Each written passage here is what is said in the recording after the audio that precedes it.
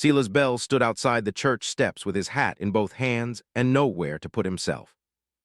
The service had ended 10 minutes earlier. Families were already spreading quilts under the cottonwoods, and the smell of fried chicken, beans, cornbread, and coffee drifted across the church yard. Men laughed near the hitch rail. Women opened baskets. Children ran between wagon wheels until their mothers called them back. Silas did not move toward any quilt. He had not eaten a Sunday meal with other people in 6 years. Clay Morrow came down the steps behind him, broad-shouldered, clean-shaven except for a hard brown mustache, with the Bell Ranch key ring hooked to his belt like a badge. "No need to linger," Clay said. "Hands are waiting. A ranch does not feed itself because church women lay out cold chicken." Silas nodded once, but his eyes had gone to the far side of the steps. Aveline Hart was standing there with a covered basket over one arm. She was 31, with dark auburn hair pinned low under a plain straw hat, steady gray eyes, and a brown work dress mended so carefully the patches looked almost deliberate. She was not one of the women who laughed loudly around the quilts. She kept to the edge, as if she had learned where an unwanted person could stand without being shoved. She saw Silas watching the food and not taking any. Then she did a thing no one else had done that morning. She stepped toward him.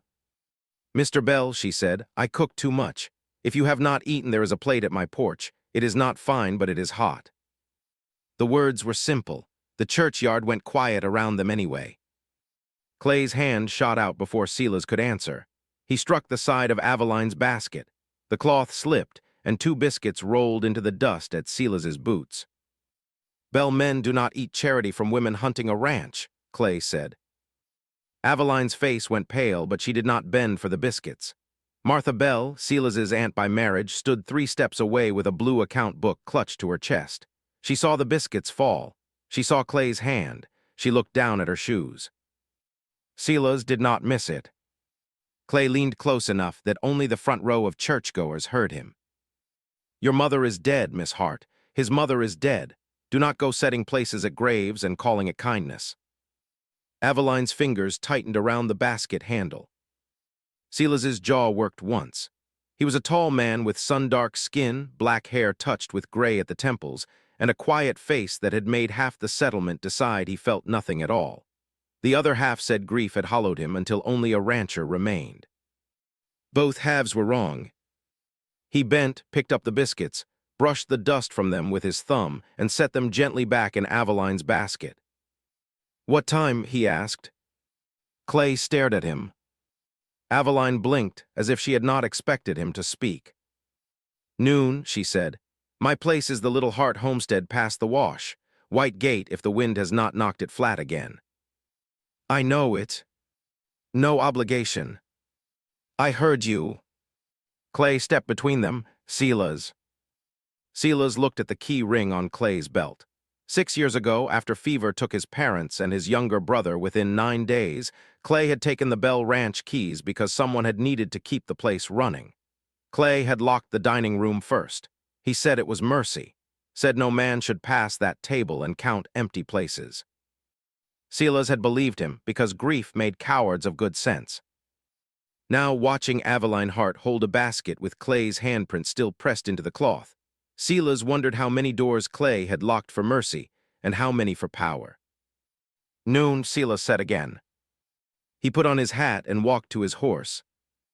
Behind him, Clay said, "You will regret making her think she has a right to you." Silas did not turn. A plate is not a claim. Aveline heard it, so did Martha, so did every person pretending not to listen. For the first time in 6 years, Silas Bell rode away from church with a Sunday invitation waiting for him. Aveline Hart's homestead sat where the church road dipped toward a dry wash. The house was not much larger than a bunkroom, with a lean-to kitchen on one side, a crooked porch, and a white gate that leaned worse than she had claimed. Her mother had run a meal service from that kitchen before the lung fever took her in the spring. Since then, Aveline had cooked for ranch hands, washed shirts, mended coats, and kept the place alive one order at a time. At noon, Silas stopped outside the gate and dismounted. He did not tie his horse to her porch rail. He did not walk in as if invited food gave him rights over the house. He stood beside the white gate with his hat in his hand until Aveline came out wiping flour from her wrist. "You came," she said. "You said noon." Most men hear an invitation and think it means whenever they feel like arriving. Most men have not been hungry for 6 years. The word surprised them both. Aveline looked away first, not from fear, but to give him the dignity of not watching his face change. "There is stew," she said. "Biscuits if Clay Morrow did not ruin your appetite for them forever. Coffee if you can forgive it for being boiled twice." "I have forgiven worse coffee." She opened the gate. Silas stepped through and stopped again at the porch. Aveline noticed. "You may come in the kitchen, Mr. Bell, or sit out here, whichever sits easier." "Porch." She brought a small table from inside and set it near the shade. There were 2 plates, 2 cups, a crock of butter, a chipped bowl of peach preserves put by from last summer. Silas stared at the second plate, as though it might vanish if he looked too directly. Aveline saw his hesitation. "I eat too. That is the custom when a woman cooks in her own house." Something like a smile touched his mouth and left before it could be accused of staying. They sat. For a while the meal made all the talk. The stew was plain and good. The biscuits were soft in the middle. The coffee was, as promised, boiled twice and stubborn about it. Silas ate slowly, like a man afraid of finishing too fast and proving something he did not want seen. Aveline let him. She asked no questions about the Bell Ranch. She did not mention the church. She did not ask why Clay carried keys that ought to be Silas's. That was what undid him. Kindness with no hook in it. The wind moved through the cottonwood by her gate. Somewhere down the wash, a meadowlark called. Aveline reached for the butter crock and her sleeve brushed the table. The small sound of cup against plate, spoon against bowl, breath between 2 people eating, came together in a way Silas had not heard in years. He set his spoon down. "I'd near forgotten," he said. Aveline kept her hand still. "Forgotten what?" He looked toward the crooked gate rather than at her. "What a house sounds like when a person is welcome in it." Aveline's throat moved. "This is not much of a house." "It has a table." "A table can be bought." "Not that kind." He looked at her then, and the plain truth in his face struck her harder than any compliment would have. Silas Bell was not a cold man. He was a man who had been standing outside warmth so long the settlement mistook distance for nature. Aveline folded her napkin in her lap. "My mother used to say a Sunday plate was a promise," she said. "Not a marriage promise, not a debt, just a promise that for one meal nobody had to be alone unless they chose it." Silas nodded as if those words needed care before they could be handled. "Your mother was wise." She was tired, wise came later. That time his smile stayed long enough for her to see it. If clean, romantic Wild West stories and lonely ranchers finding home are your kind of trail, subscribe for more frontier romance. Clay Morrow Road passed before the coffee cooled. He did not stop at the gate. He slowed enough to see Silas Bell sitting at Aveline Hart's porch table, with a plate before him and his hat resting on the floorboards like he intended to stay until the meal ended properly. Clay's face hardened. Aveline saw him, Silas did too. "He will come back," she said. "Likely." "You do not have to bring trouble to my gate." Silas reached for his hat, then stopped himself. "I believe trouble was here before I sat down." It was the first time any man had said it that way. Not that she had invited trouble, not that she had tempted it, that it had already been waiting and had simply found an excuse to show its teeth. Aveline looked at the table between them and felt a foolish hope rise in her. She pressed it down before it could show too plainly. "Then finish your stew," she said. "No sense wasting trouble on an empty stomach." The next morning, Clay made good on his warning. Aveline was kneading dough when a boy from the bar 7 came to the door, red-faced and sorry. He held his hat by the brim and would not look at the stove. "Miss Hart, Mr. Morrow says the Bell order is canceled. Says all Bell hands are to eat at the ranch from now on." Aveline wiped her hands. "Mr. Bell said that." The boy swallowed. "Mr. Morrow." "I asked who owns the hunger." He flinched a little at that, though she had spoken gently. I do not know, ma'am. I just carry what I am told. She nodded and gave him 2 biscuits wrapped in cloth. Then carry those too. They are not an order, they are breakfast. He took them as if she had given him stolen silver. By noon, 2 more orders were canceled. By evening, the mercantile clerk refused her flour on account. He did not enjoy it. That made no difference to the empty sack in Aveline's hand. Mr. Morrow says your account is under review, the clerk muttered. Since when does Clay Morrow review heart accounts? The clerk looked toward the back room.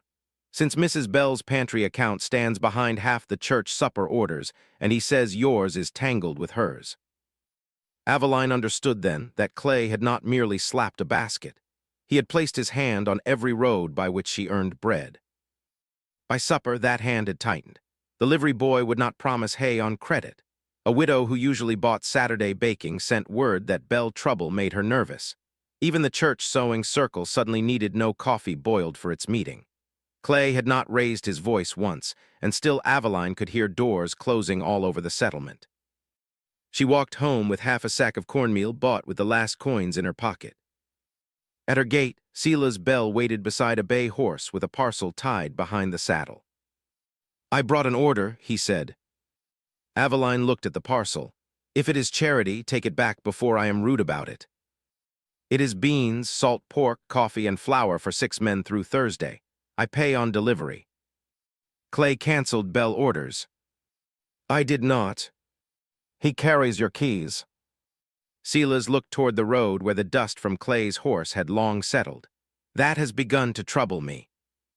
Aveline should have been glad. Instead, anger rose sharp and hot because trouble had found him only after it had cost her. It should have troubled you before he used them on other people's cupboards. Silas took the words without defense. Yes, he said. She had expected argument. Men with power often mistook apology for a wound. His quiet agreement left her with the harder thing, deciding what to do with a man willing to be corrected. She opened the gate. Put the parcel by the kitchen door. I will write the order and the price. I can pay now. You can pay when I hand you the food. That way neither of us owes the other a story. Silas looked at her for a long second. You are careful. I am poor, there is a difference. Maybe. There is. Then I will learn it. Those 5 words did more to unsettle her than any fine speech could have done.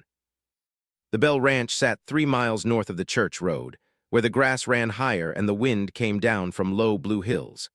Aveline had never been inside the house. Most people had not. They knew the barns, the corrals, the bunkhouse, the office linta where Clay took accounts, and the wide front porch with its empty hooks where flour baskets had once hung. They also knew the bell. It hung under a small roof frame near the back of the ranch house, a cast-iron dinner bell with a crack along one side that gave its ring a deep, imperfect sound. Older settlers said Mrs. Bell had rung it every noon when Silas and his brother were boys. Men working the far pasture could hear it and know there would be beans, bread, coffee, and someone glad enough to feed them. The bell had not rung since the fever year. When Silas returned with his first order from Aveline, Clay met him at the stable door. You went back. I ordered food. We have food. The men are tired of burned beans. Clay's eyes narrowed. The men are paid to eat what Bell Ranch gives them. I am Bell Ranch. For a moment, the stable seemed to listen. Clay smiled without warmth. You are a grieving man who nearly lost this place until I put my shoulder under it. Do not mistake a woman's biscuits for judgment. Silas untied the parcel from his saddle. Move. Clay did not move. She wants in, he said. They all do, one way or another. First a plate, then a place, then a key, then she is crying over how lonely you are until you let her wear your mother's apron. Silas's hand tightened on the parcel cord. Clay saw it and pressed harder. I locked that dining room because you asked me to keep you from drowning in it. You want me to open it now because a woman set preserves on a porch. Silas looked toward the back of the house. Through the kitchen window, he could see the dark line of the hallway that led to the dining room. He had not crossed it in years. He had let Clay carry the keys because the first month after the funerals, He could not pass that door without hearing benches drag in rooms that were empty. Clay had been useful then. A useful man could still become a dangerous one if no one ever asked when usefulness turned into ownership. "I asked you to lock a room," Silas said, "not my life." Clay's smile fell away. "Careful. I am becoming so." Silas stepped around him and carried the parcel into the bunkhouse himself. 3 hands looked up from a pot of scorched beans. One was young Toby, who had carried Clay's canceled order. Another was Ike Voss, a gray-haired rider who had worked Bell cattle before Silas had a beard. The third was Lewis, a quiet vaquero with a scar over one eyebrow and no patience for foolish men. Silas set the parcel on the table. "Miss Hart cooks Thursday noon," he said. "Any man who eats will thank her by name and not through Clay." Ike studied him. "That an order?" "No." "Then what is it?" Silas thought of Aveline's porch, of 2 plates and boiled coffee, and the small mercy of being allowed to sit without being owned. "A correction," he said. The men ate Aveline's food Thursday noon under the cottonwoods by her wash, because Clay refused to let it be served in the Bell yard. Aveline had cooked beans with salt pork, fried potatoes with onion, and biscuits that made Toby close his eyes on the first bite. She had carried everything in 2 kettles and a covered pan, walking beside Silas's wagon because she would not ride with a man alone while Clay was already sharpening gossip. Silas did not argue. He walked his horse beside her pace and let the wagon carry the food. That restraint did not go unnoticed. Neither did the way he stood back while the hands came to her table. "Much obliged, Miss Hart," Ike said, taking his plate. The other men followed, some awkwardly, some with embarrassment, 1 or 2 with the wary look of men who had obeyed Clay too long and were not yet sure where courage was kept. Clay rode up halfway through the meal. He did not shout. Clay was too clever for that in front of men holding full plates. He took a small notebook from his coat and made a mark. "Any bell hand eating off contract loses a half-day wage," he said. Toby's fork stopped halfway to his mouth. Aveline felt the whole meal tighten. Silas stepped forward. "No man loses wages for eating food I ordered." Clay did not look at him. He looked at Toby, the youngest and easiest to frighten. "Your mother's still in Laramie, boy. Medicine costs money. Remember that before you let porch stew turn you stupid." Toby lowered his plate. Aveline moved before Silas could. She picked up the coffee pot, walked to Toby, and poured his cup full. "Eat if you choose," she said. "Do not eat if you choose, but do not let a man use your mother's medicine to chew for you." Toby's ears went red. Clay's eyes flashed. "You talk too much for a cook." "I talk the amount I own." Silas looked at her then with something like wonder, not because she had been bold. He had seen boldness. Bold people often used it like a pistol. Aveline used hers like a door latch, closing only what needed closing. Toby picked up his fork again. It was a small thing, a bite of beans, a young hand chewing while Clay watched. But power often broke first in the smallest place. Clay snapped his notebook shut. "This will be answered." Aveline kept pouring coffee. Her hand trembled only after he rode away. Silas saw it. He did not reach for her hand. Not there, not in front of men, not while she was still holding herself together by will. He only stepped near enough that the wind stopped catching the edge of her shawl. "I am sorry," he said quietly. "For Clay. For giving him room to become Clay." Aveline's hand stilled. "That is a better apology than most." "Is it enough?" "No." Silas nodded. "I did not think so." That evening, Aveline found 3 bell calves in her potato rows. They had not wandered in by accident. The wash gate was tied open with a strip of red cloth from a grain sack, and the latch had been bent back with a hoof pick. The calves were young enough to be foolish and heavy enough to ruin a month of work. By the time she drove them out with a broom and more anger than skill, half the potato tops were trampled flat. She stood in the dirt, breathing hard, with her skirt muddy at the hem and the broom handle cracked in one hand. The sun was lowering behind the low hills. Her kitchen fire needed tending. Dough waited on the table. Her hands ached from cooking, carrying, and pretending Clay had not found a way into every corner of her life. For one dangerous minute, she wanted to sit down in the row and cry. Then a horse came fast down the wash road. Silas swung down before the animal had fully stopped. He took in the bent latch, the red cloth, the calves bawling beyond the fence, and Aveline standing in the ruined potato patch. His face went still in a way that frightened her more than shouting would have. "Did they hurt you?" "They hurt the potatoes." "Aveline." The sound of her name in that rough voice nearly broke her. She looked away. "No, they did not hurt me." He walked to the gate, picked up the red strip and rubbed it between his fingers. "Bell grain sack." Clay wanted me to know whose animals they were. He wanted me to know too. Then he is generous with his messages. Silas looked toward the road as if he could drag Clay back by force of will. Then he took a breath, slow and hard, and turned to the gate. "Do you have a hammer?" "I have a rock that resents being used as one." "Nails?" "Bent ones in a coffee tin." "That will do." She stared at him. "You are going to mend a gate." "Unless you prefer another sermon." "I have had my share." He followed her to the shed, took the tin of bent nails, and sat on a chopping block to straighten them with the back of a hatchet. Aveline brought wire from the lean-to and held the gate in place while he worked. They did not speak for a time. The work did what words could not. It gave anger a place to go. When the latch finally caught, Silas stepped back and tested it twice. "It will hold tonight," he said. "Tomorrow I will bring a better hinge." "No." He turned. Aveline wiped mud from her wrist with the heel of her hand. "No more Bell fixes that look like gifts. If you bring a hinge, you bring a bill." "A bill?" "A fair one, not a friendly one. Friendship can be fair.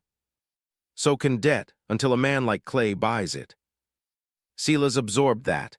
The last light touched the gray in his hair and made him look older than 39 for a moment. Not weak, weathered. "Then I bring the hinge," he said, "and you pay me with Thursday coffee." "Your coffee is not worth a hinge." "Yours is." The answer came too quickly. It left them both quiet. Aveline looked down at the cracked broom in her hand. "You should not say things just because you are sorry." "I am sorry. That is not why I said it." The clean pull between them stood there in the muddy row, as plain as the bent gate.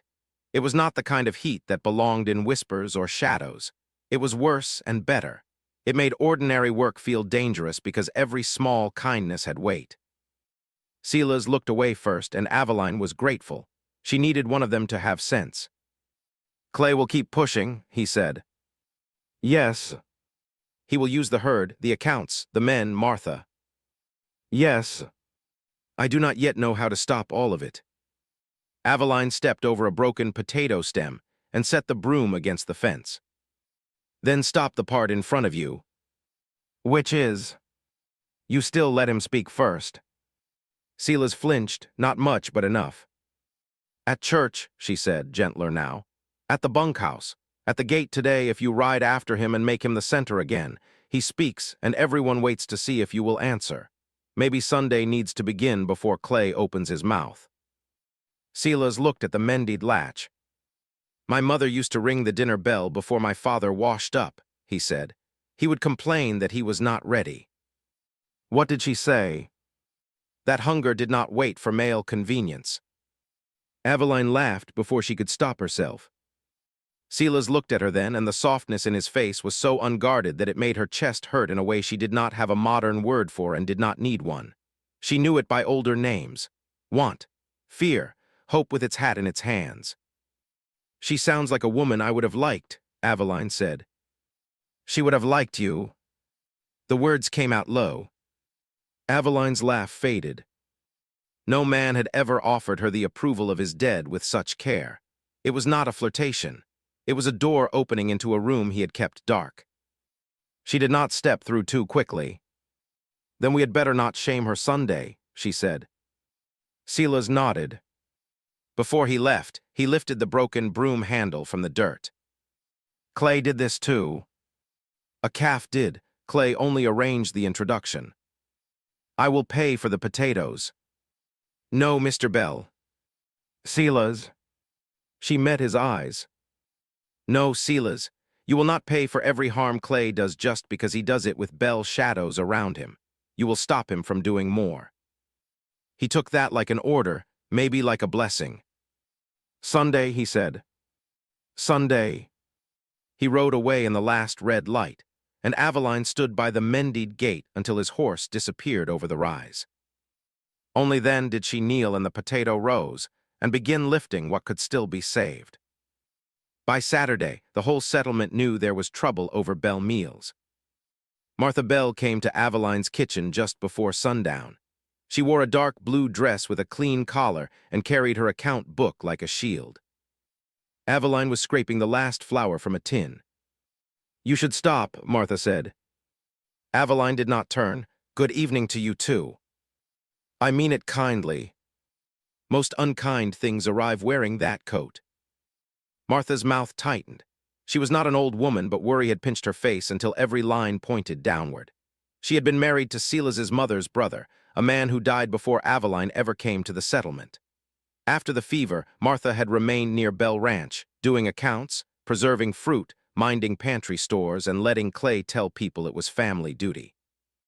Aveline had once admired her. That made the disappointment sharper. Martha set the account book on the table. Clay pays the Bell pantry accounts through the mercantile. Flour, sugar, lamp oil, medicine. If he cuts them, I have nothing. She touched the book with 2 fingers, as if it might burn her. He has already marked which women owe favors through those accounts. He says anyone feeding Miss Hart feeds against Bell pay. Aveline turned then. So you watched him knock food from my basket. Martha's face colored. I could not stop him.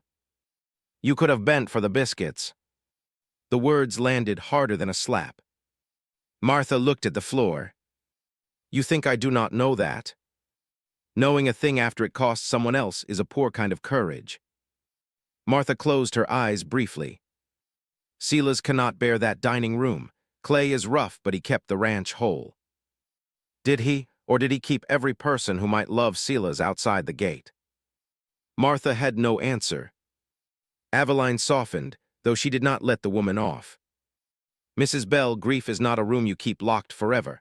It turns sour in there. You speak as if you know. Aveline looked at the stove, at the black iron door her mother had polished every Saturday night until her hands shook. I know a little. Martha's eyes followed hers. For one breath, they were 2 women standing in a kitchen full of the dead. Then Martha gathered her account book. Clay will put a mark on that stove Monday. He has already spoken to the mercantile. If you sign for railroad camp work, he will lift the debt. It is hard work, but honest enough. And if I do not sign? Martha's face tightened. Then he means to make an example of the stove before every woman who keeps an account in that store. It is 6 months away from my own house. It is survival. No, Aveline said. It is a leash long enough to call a road. Martha flinched. I came to warn you. You came to quiet me. There is a difference. Martha went to the door, then paused. The Bell dinner bell rope is locked in the pantry drawer. Clay keeps that key separate. Aveline stared at her. Martha's voice dropped. I did not tell you that. No, Aveline said. You did not. After Martha left, Aveline sat at her table until the stove fire burned low. She should sign the camp contract. That was the sensible thought. The railroad camp paid cash. The work would be brutal, but she could save the stove. She could return in 6 months with coins enough to keep her mother's roof another year. She could let Silas Bell go back to his locked house, Clay Morrow go back to his keys, and Martha Bell go back to looking down at her shoes. Safety stood on one side of the room. Sunday stood on the other. Aveline rose, took her flour tin and shook it. Barely 2 cups dusted the bottom. She laughed once without humor. Well, Mama, she whispered, you always said the Lord made loaves from less. At Bell Ranch that same night, Silas stood in the hall outside the dining room. The door was oak, heavy and plain. His father had built it too wide because his mother liked bringing serving trays through without turning sideways. The brass knob had gone dull. Dust lay along the top rail. Silas held a lamp in one hand. Clay stood behind him. "Nothing good waits in there," Clay said. Silas did not answer. "You open that door, you will hear them again, your mother asking for more coffee, your brother dragging the bench, your father complaining about salt. You think that Hart woman can bear that with you? She wants a ranch, not your ghosts." Silas looked at the locked door and knew Clay was wrong in one place and right in another. Aveline had not asked for his ghosts. She had simply refused to let Clay use them as fence posts. "Give me the key," Silas said. Clay's laugh was soft. "No." Silas turned. "No." Clay hooked his thumbs in his belt. The key ring hung at his side. "You hired me to run this ranch when you could not. I decide what keeps it steady. I own it. Then act like a man who wants to keep it. The crew listens to me. The buyers talk to me. The mercantile trusts my accounts. You want to throw that away because a woman made you remember soup spoons." Silas felt the old shame move in him. Clay knew where it lived, knew how to touch it. But that afternoon, Toby had lifted his fork. Aveline's hand had trembled after Clay left, and still she had kept pouring coffee.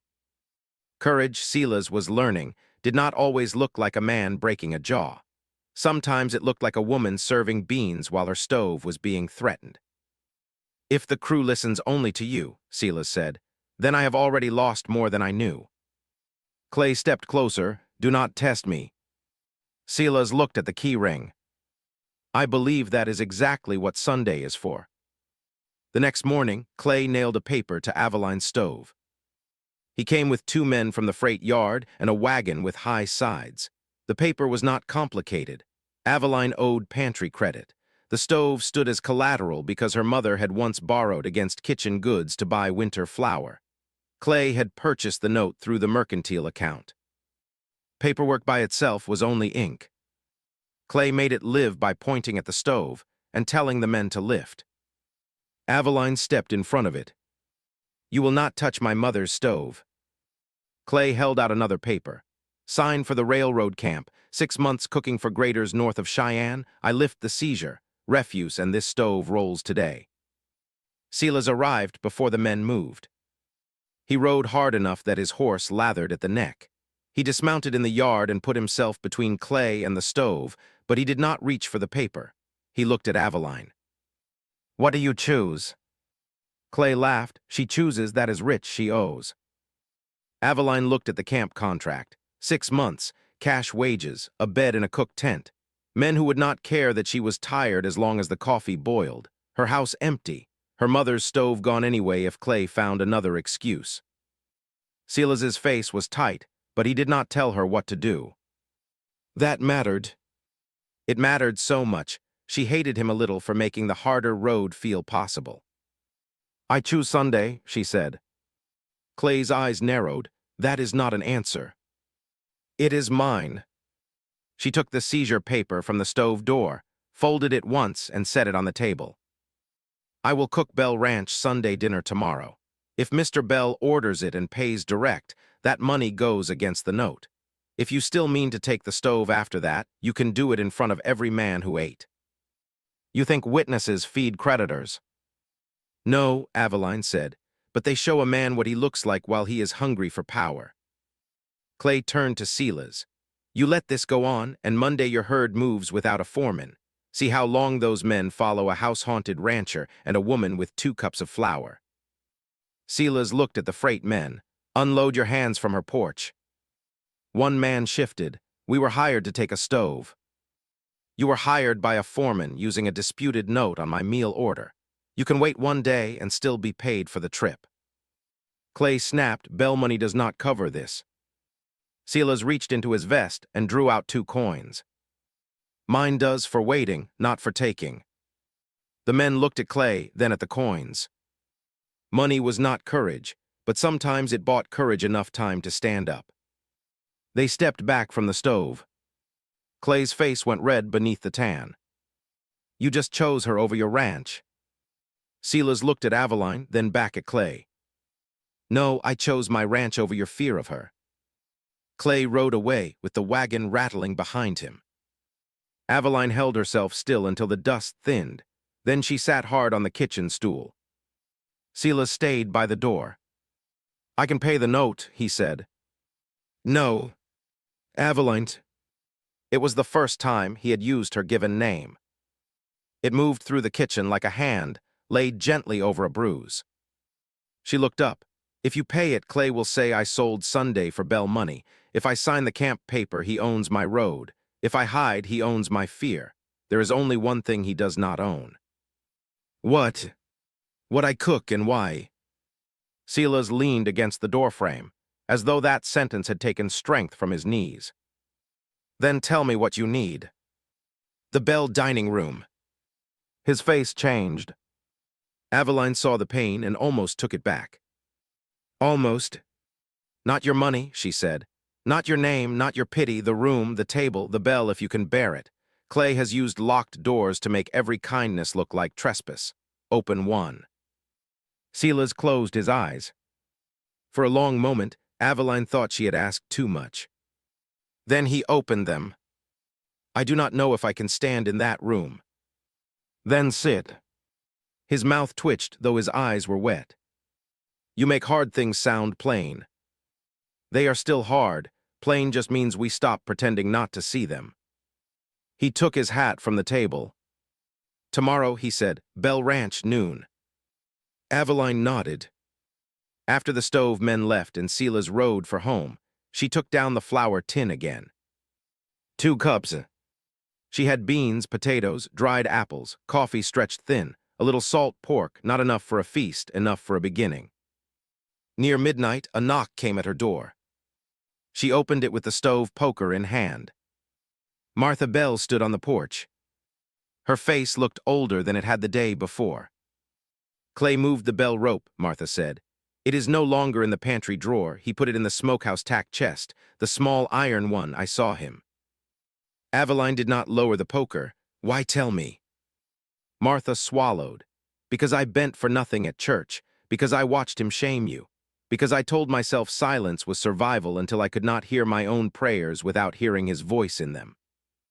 Will you say that tomorrow? Martha looked terrified. Aveline waited. If I do, he cuts the pantry account, Martha said. Yes. He may send me from Bell Ranch. Yes. You are not making this easy. No. Martha's hands shook around the account book. Then yes, I will say it, not because I am brave, because I am tired of being kept. Aveline lowered the poker. That will do for a start. Martha gave a small, broken laugh. Your mother would have frightened me. She frightened better people than you. It was not forgiveness, not yet. It was a door left unlatched. For more clean Western romance, lonely ranchers and brave frontier women choosing home, subscribe and keep writing with these stories. Sunday morning came bright and windless. Aveline rose before dawn. She baked biscuits with the last flour and stretched the dough with cornmeal. She cooked beans until they softened, fried potatoes with salt pork, simmered dried apples with a spoonful of molasses saved for Christmas, and boiled coffee strong enough to stand a horseshoe in. When she packed the food, she set her mother's best white cloth on top. Not because the meal was fine. Because the choice was. Silas arrived with the wagon at 10. He had shaved, his black coat was brushed. His hat was still old, but he had cleaned the band. He stood at her gate as he had the first day, waiting for her to open it. Aveline came out carrying the coffee pot wrapped in toweling. You look like a man going to a funeral, she said. Feels like one. It is dinner. Feels like that, too. They loaded the wagon in silence. When she climbed onto the seat beside him, he looked straight ahead and kept his hands loose on the reins. Clay will say things, he said. Clay has never suffered from a shortage there. He will say I am using you, or you are using me. Are you? No. Am I? He turned then, no. The quick certainty in his answer warmed her more than it should have. Then let him be loud and wrong, she said. Silas breathed once, deep and unsteady, and clucked to the horse. At Bell Ranch, the yard had the tense look of a place waiting for a storm, though the sky stood clear. The hands were gathered near the bunkhouse. Clay stood at the porch steps with the key ring in his hand and a camp wagon behind him. The wagon had 3 covered pots in it and 2 hired cooks Aveline had never seen. Clay had brought a replacement Sunday. "Bell hands eat at the North Camp today," he called as Silas drove in. "Wages docked for any man staying." He lifted his notebook so the men could see it. Names written before noon. No advances at the mercantile. No medicine credit through Bell. Choose your meal carefully. No one moved. Not toward Clay, not toward Aveline. Fear held them in the middle. Aveline climbed down with the coffee pot. Her knees wanted to shake. She did not allow it. Silas came around the wagon and lifted the heavy bean kettle before she could. This time she let him. Not because she needed rescuing, but because partnership had to begin somewhere, and refusing every hand could become its own kind of cage. Clay saw the exchange and smiled. "There it is," he said. "First she feeds you, then she lets you carry for her, then she asks for Bell's silver." Aveline walked past him toward the house. He moved to block her. Silas stopped beside her. "Open the dining room," Silas said. Clay lifted the keys. "No." The word cracked across the yard. Ike Voss took one step forward. Lewis caught his sleeve, not to stop him forever, only to say not yet.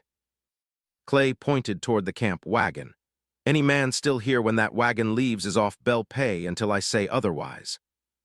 Silas's voice stayed low. "You do not say otherwise anymore.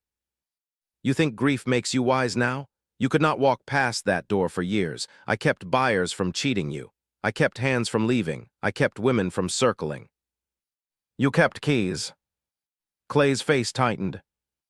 Martha appeared in the kitchen doorway. She wore no hat. Her hair was pinned badly, as if she had done it with trembling hands. Clay turned on her. "Go inside." Martha gripped the doorframe. "No." The word was small. It still reached the yard. Clay stared at her, astonished. Martha looked at Silas. "He used the pantry accounts to make me obey. He told me if the bell rang you would break, and if you broke I would be sent off with nothing. I let him hold the keys. I let him speak for your dead." Silas went very still. Clay snapped, "You ungrateful old fool." Martha flinched but did not retreat. "I am not old," she said, and her voice steadied with the odd dignity of correcting the smallest lie first. "And I am done being grateful for being kept scared." Aveline looked at her then. The cost had begun. Clay grabbed the key ring at his belt, as if the metal itself could answer for him. "Enough, this woman is turning my own house against me." Silas stepped forward. "Your house?" The yard changed at those 2 words. Clay knew it, everyone did. He had said too much. He tried to recover. "The house I kept standing." "The house with my name on the beam," Silas said.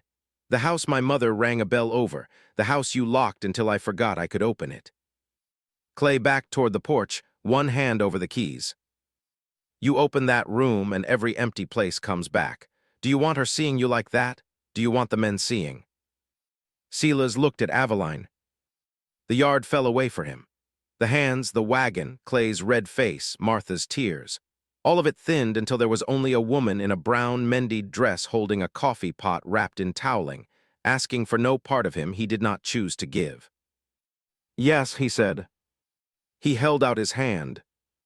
Clay did not give the keys. Silas took one step closer. "Do not make me take them like a thief," he said. "They are mine." Clay's last defense came fast. "Men," he shouted, turning toward the hands. "Camp wagon rolls now. Stay and you lose wages. Stay and you tie yourself to a woman who will be Mrs. Bell by Christmas and forget your names by spring." The threat did what Clay meant it to do. Toby looked toward the road as if he could see his mother's medicine shelf emptying.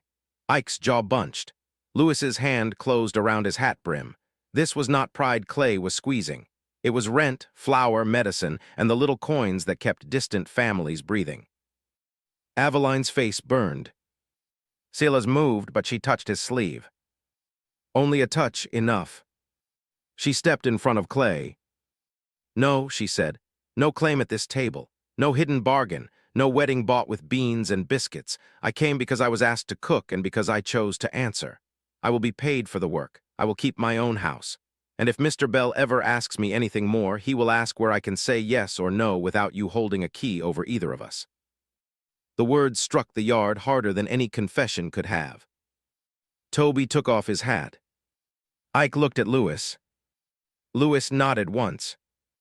Clay saw the line of men changing. He tried to shove past Aveline toward the camp wagon. "I will not stand here while she makes fools of you." Silas caught his wrist. He did not twist, did not strike. He simply held Clay still and removed the key ring from his hand. Clay's eyes went wide. For 6 years, that ring had been his voice. Now it lay in Silas Bell's palm. Silas walked to the dining room door. The whole ranch watched. The first key failed, so did the second. The third slid in with a scrape that made Silas close his eyes. Aveline stood behind him, close enough to catch the lamp if his hand shook too hard, far enough that the choice stayed his. He turned the key. The lock opened. The dining room smelled of dust, old wood, and closed summers. Sheets covered the table and sideboard. 6 places waited where they had been left, one pulled back slightly as if someone had just risen to fetch coffee. Silas gripped the doorframe. Aveline did not speak. Neither did the men. Martha began to cry, quietly and without asking anyone to comfort her. Silas stepped into the room. One step, then another. He crossed to the far window and pulled the curtain open. Sunlight struck the table and showed the dust thick as flour. Aveline set down the coffee pot, took the white cloth from her basket, and looked at him. "May I?" Silas swallowed. "Yes." She drew the dusty sheet from the table. It rose in a gray cloud. Toby coughed. Ike laughed once, rough and startled, and the sound broke the spell enough for men to breathe again. Aveline spread her mother's white cloth over the bell table. Then she looked toward the yard. "The bell rope," she said. Clay jerked as if she had fired a shot. Martha wiped her face. "Smokehouse tack chest, small iron one." Clay lunged toward the back door. Lewis moved first. He did not touch Clay. He only stepped into the doorway and folded his arms. "No," Lewis said. Clay turned to Silas. "You let them pen me in my own yard." Silas's voice was steady now. "It is not yours." Aveline went to the smokehouse herself.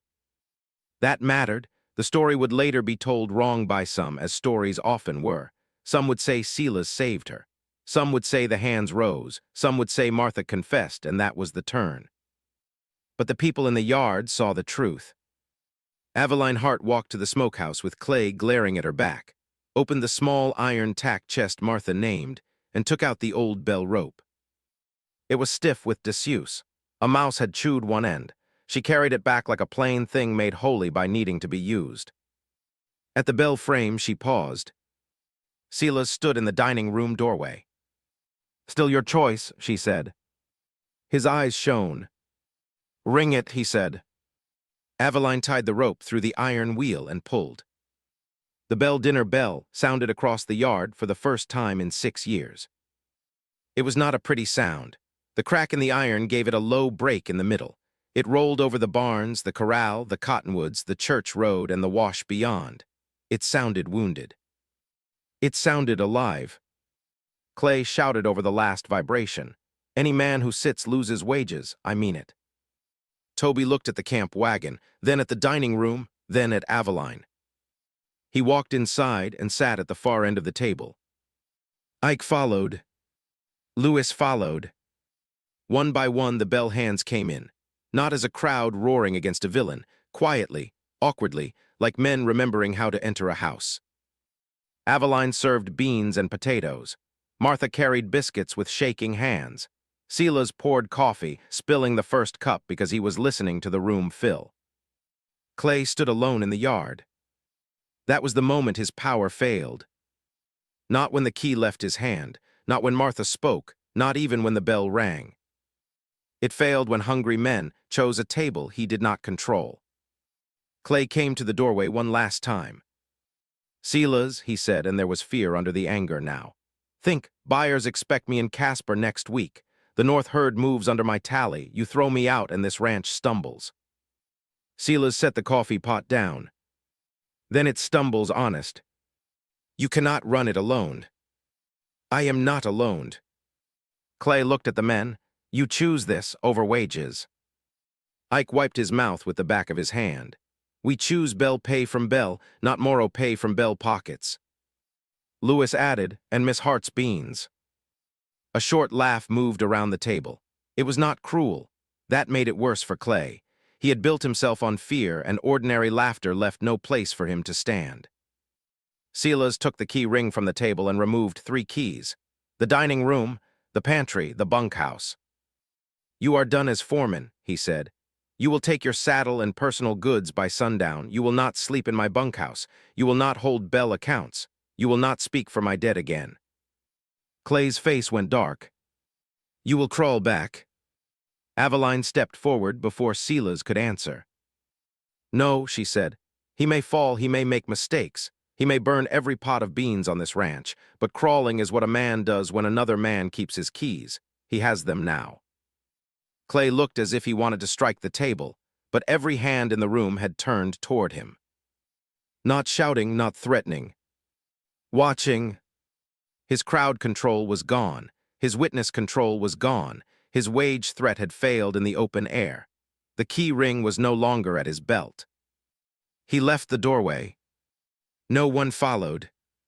That was punishment enough for a man who had needed every room to look at him.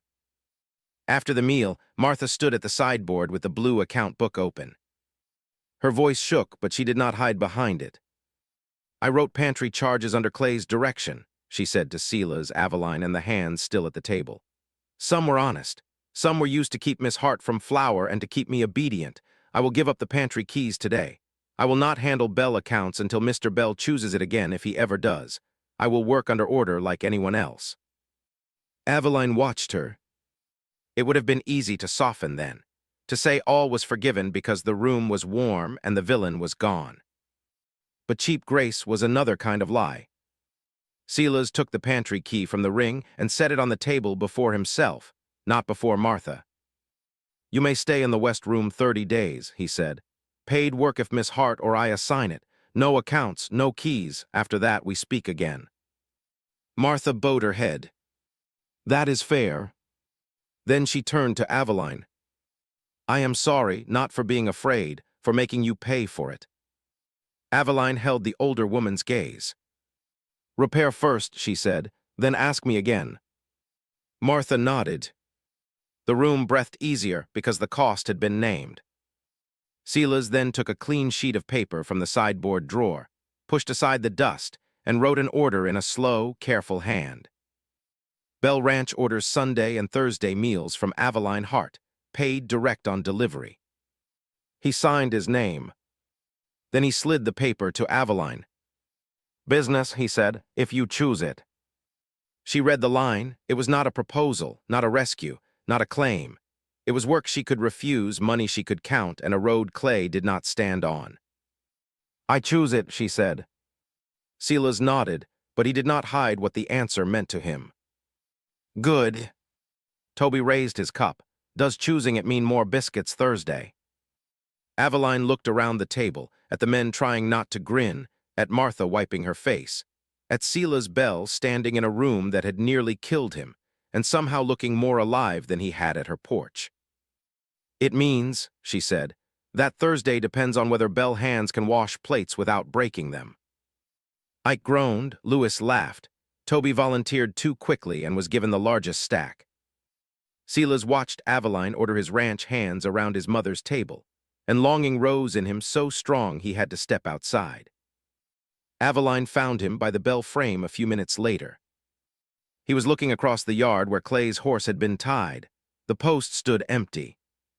"You sent him off," she said. "I should have done it sooner." "Yes." He glanced at her. "You are hard on a man's comfort." Comfort has a habit of lying when it wants to be left alone. The bell rope moved slightly in the breeze between them. Silas touched it with 2 fingers. When it rang, he said, for a moment I heard my mother, then I heard Toby dragging the bench, then Ike coughing dust, then you telling them dishes were not free if they broke them. Aveline smiled. A terrible sacred moment then. The best kind, maybe. He turned toward her fully. Aveline, I will not ask you anything today while my house is raw, and your stove still has Clay's mark on it. Her breath caught. He saw it and continued carefully. But when the note is paid down by work, and when your house is safe because it is yours, not because I put money over it, I would like to call on you, properly, if you would allow it. The answer rose too quickly.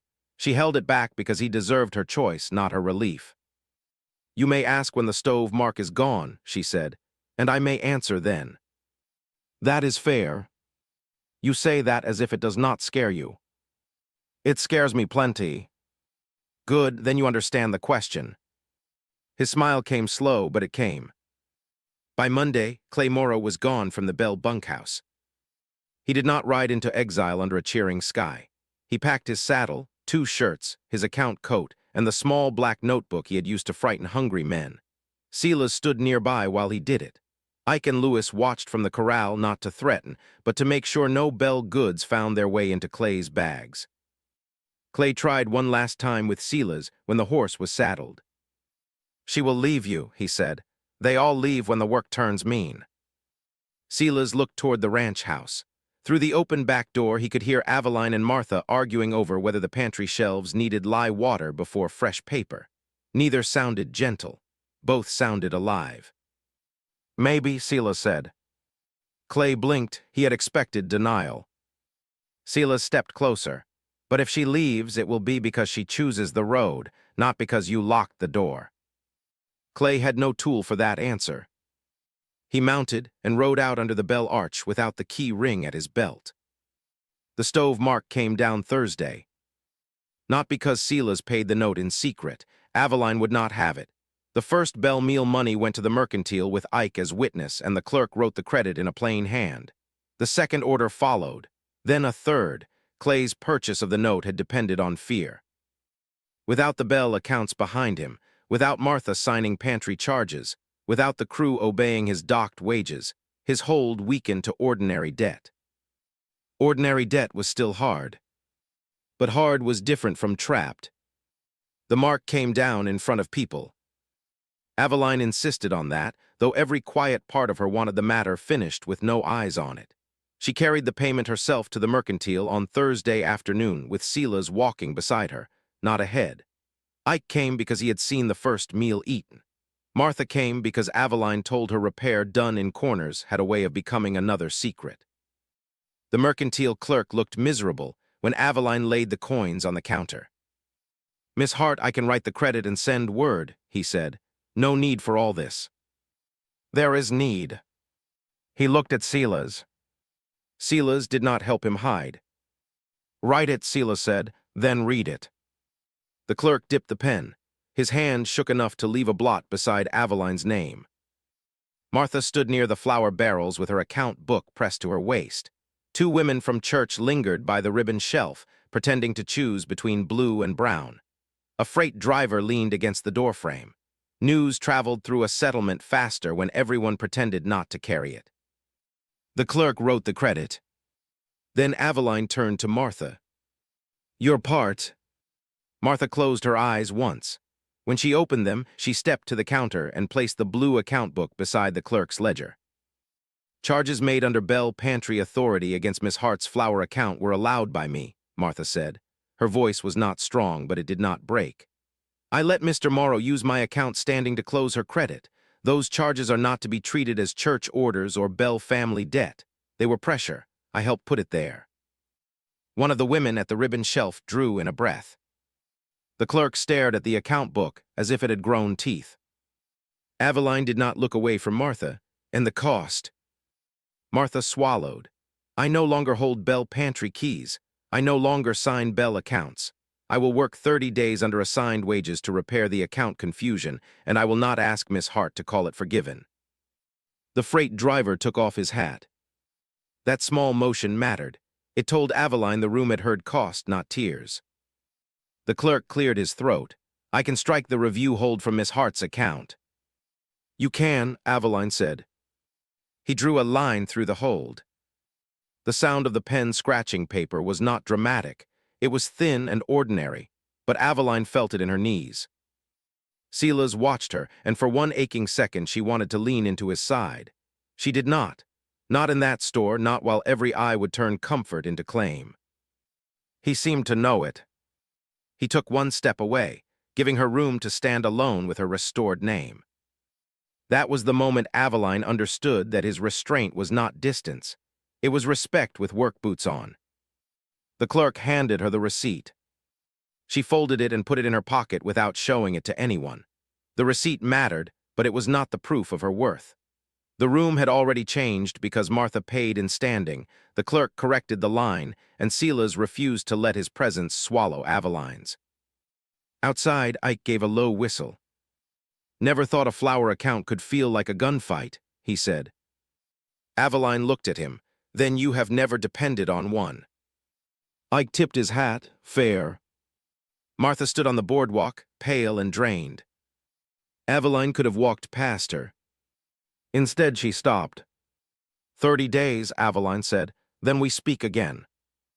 Martha nodded. 30 days. Silas waited until Aveline started toward the wagon before he fell into step beside her. You stood clear, she said without looking at him. You told me to stop the part in front of me. That was the part. No, that was me learning where not to stand. She glanced up then. He was looking ahead, but color had risen along his cheekbones. It pleased her more than it should have to know a man that steady could still be embarrassed by honest effort.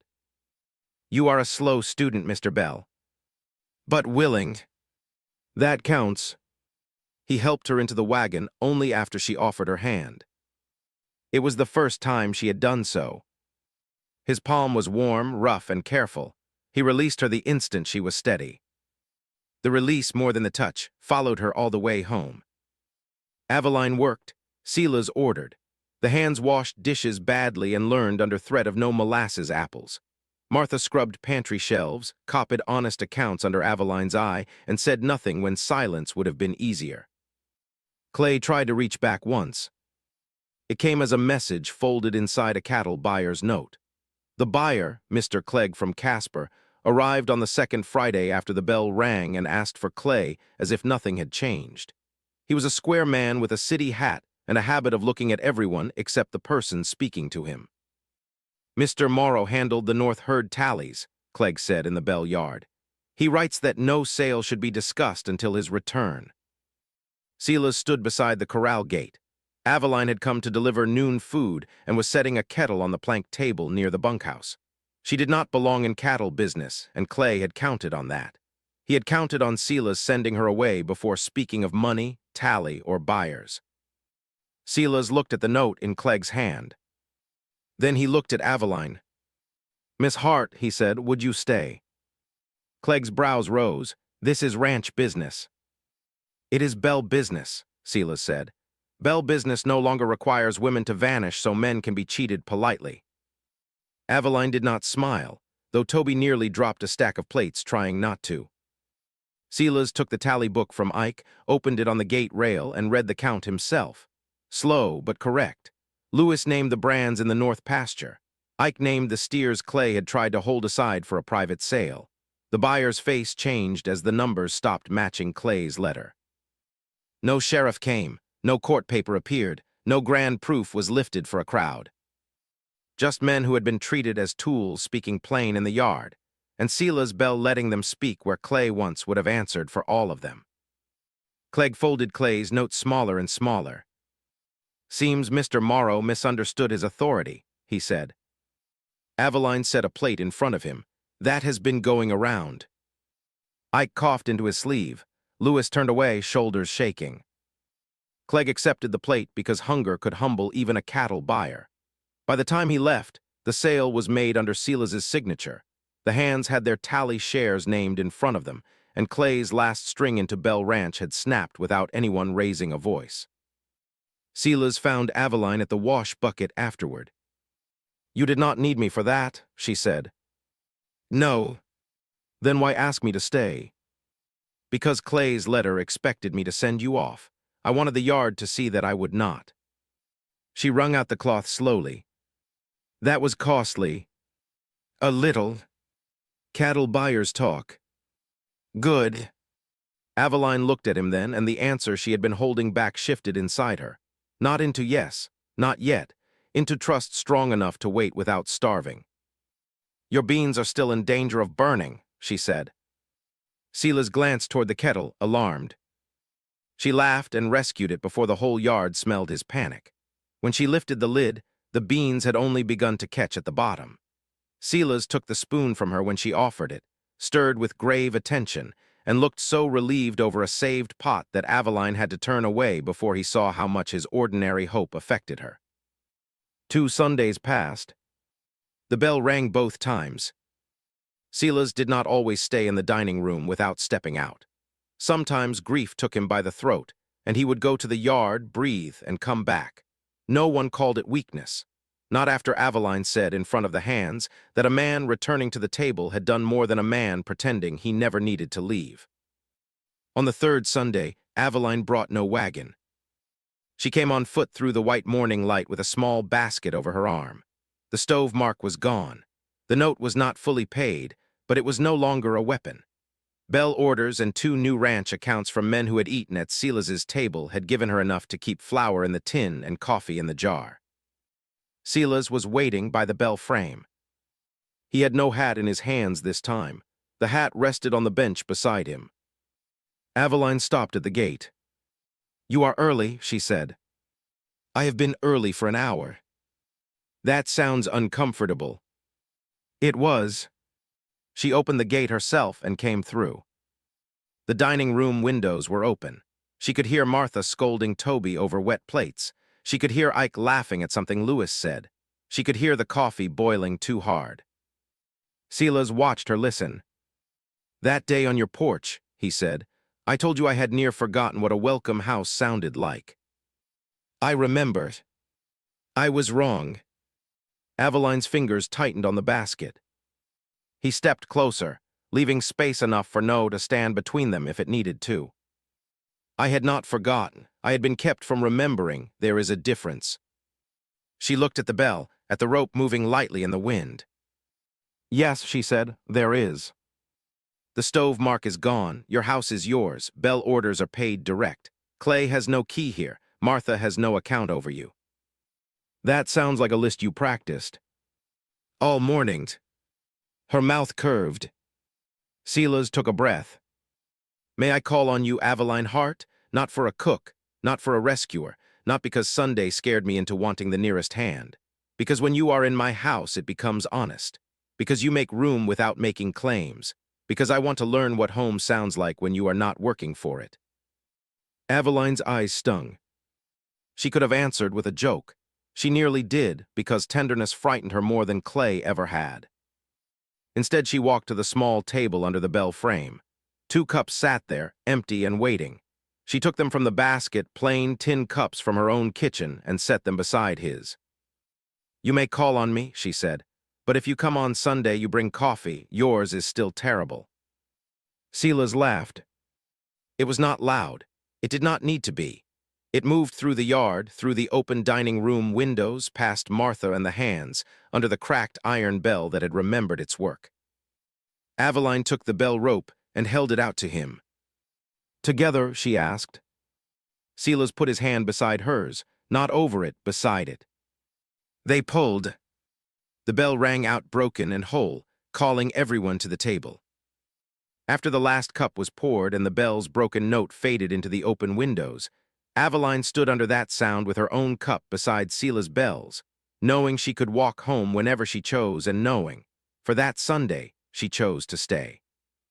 Subscribe for more clean, romantic Wild West stories where lonely ranchers, rejected brides, and brave frontier women find home.